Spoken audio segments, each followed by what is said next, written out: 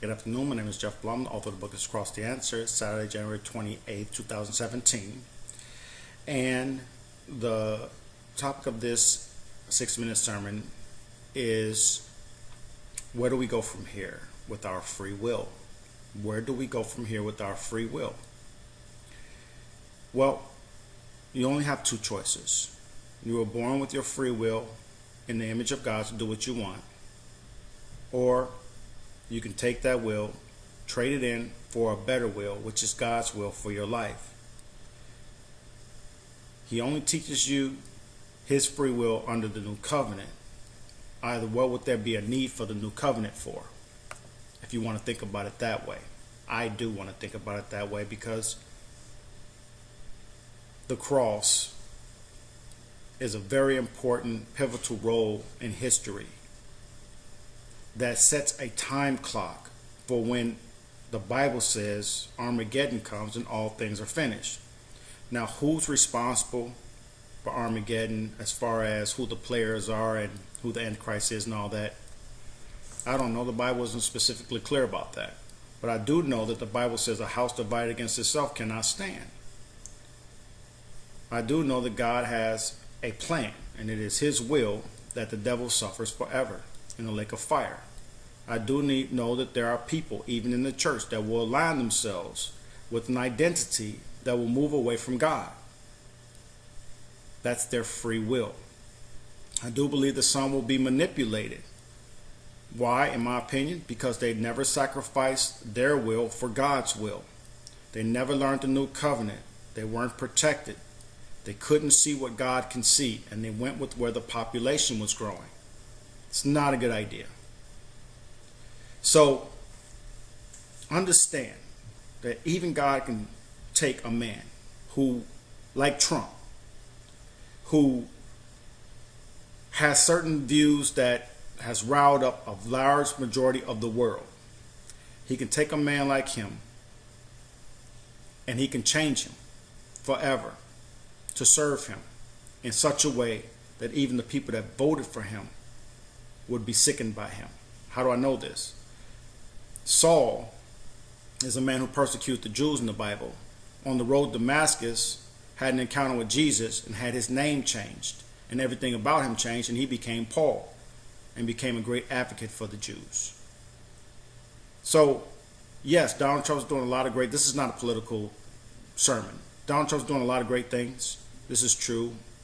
But in the end, his will is not lining up with God's will. He is doing things according to what church people are telling him he should do.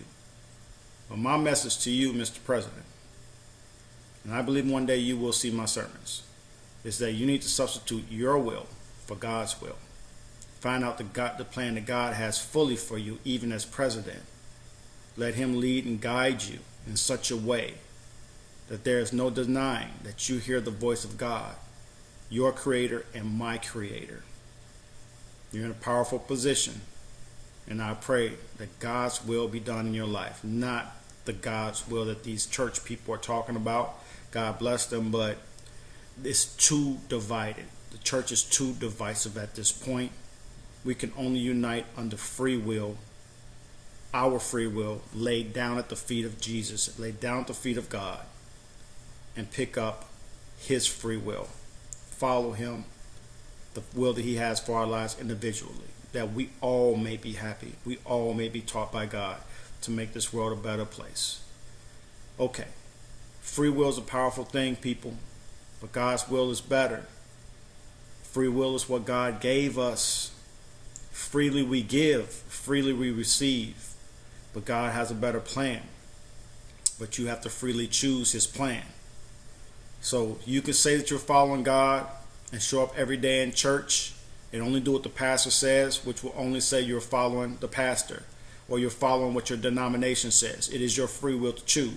You can choose not to follow God or be mad at the church because of what you heard other people say. That is your free will. You can do all these things and make excuses, but in the end you will choose freely to be who you are, just like I choose freely to be who I am. And that is to follow a new covenant God, a new way of doing things. That is my free will.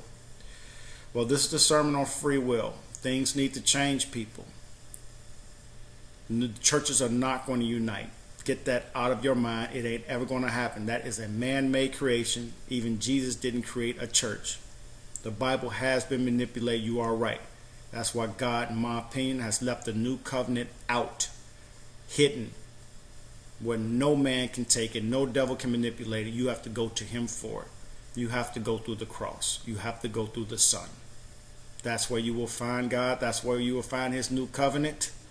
That's where you will lay down your free will for his will. That's where you will find out who you are. That's where all life will change. And if we do this individually, the whole world changes. There will be no denying it.